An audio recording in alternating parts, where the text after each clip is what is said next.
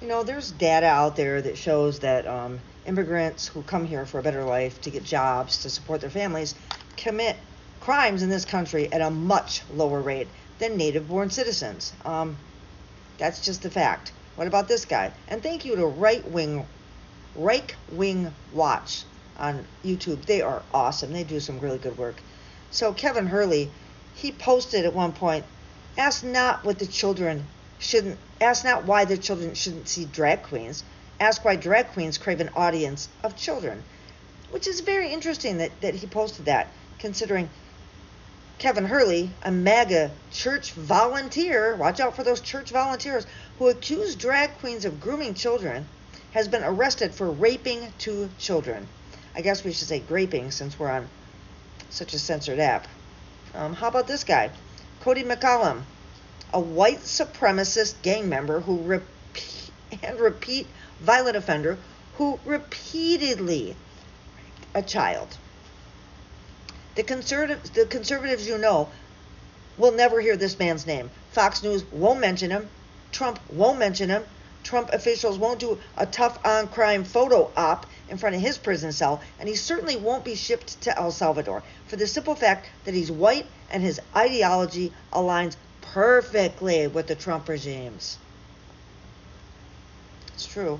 And let's just a little reminder about what all of Trump's cabinet, all these cabinet picks said about him. Well, we all know that JD, who's in on this whole government takeover, taking over the world, he called him America's Hitler. Yeah. Marco Rubio, con artist, called him a con artist. RFK Jr. has called him a lot of things, but one of those was a sociopath. Pete Hegseth called him armchair tough guy on one of his shows one day. Tulsi Gabbard said he was Saudi Arabia's bitch, and Elise Stefanik called him a whack job. Just wanted to point those things out. I think it's so sick of this, this migrant crime, because it's a line. It's their party line. That's all it is. So, and what about all these people? What about these people that he already pardoned?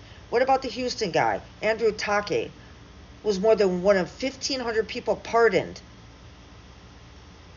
He still faces a criminal charge in Harris County stemming from 2016, which is an online solicitation of a minor. Because is anybody surprised? Or the Mint Hill man, recently pardoned, also charged with child pornography. Imagine that. Child porn? Oh my gosh. He was arrested last fall on child porn charges, according to the federal court documents. He carried out a search warrant in November of 2023 for the home of Daniel to serve him on that warrant. What about Matthew Huddle, who shot and killed by Indiana police during an altercation days after the pardon? Yeah, he was previously sentenced to 2.5 years in prison for hitting his 3-year-old son. You know how hard you have to hit a kid to be sentenced to 2.5 years in prison? Or Theodore Middendorf, still in prison for sexually assaulting a 7-year-old after pleading guilty in 2024. He pleaded guilty for destroying a window on J6. And he's still in prison for that, for the child crime. Daniel Ball, he was rearrested on gun charges. He's pled not guilty for possession of a firearm or ammunition by a convicted felon, which he was initially accused of following his arrest for throwing an explosive device that detonated upon 25 officers on J6. Yeah, he got a pardon. Or David Daniel, facing charges of production of child porn and possession of child porn. He previously pled guilty to assaulting police officers. He's accused of having engaged in sex acts with 2 young girls in his own family. Only the best people, only the best people. Guy Reffitt, freed despite facing charges on possessing an illegal gun silencer. He was the guy, Reffitt's own attorney thought that he should still be in custody. His son, who was the one that reported him to the FBI, has moved and said he is terrified by his father's release. What about Emily Hernandez, sentenced to 10 years in prison for killing someone while driving drunk? She reportedly drove down the wrong lane of the interstate at 60 miles an hour in 2022, killing a woman and injuring her husband. Then we have Pamela Hemphill. She's awesome. She's been on the Midas touch. She refused a pardon.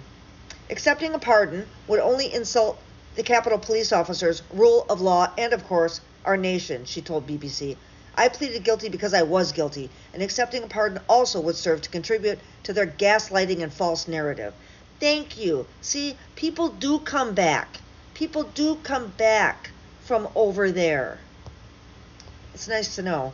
But I just wanted to take this little trip down memory lane and report a couple new things that have happened recently, because they'd have you think it was the immigrants, huh? Wouldn't they?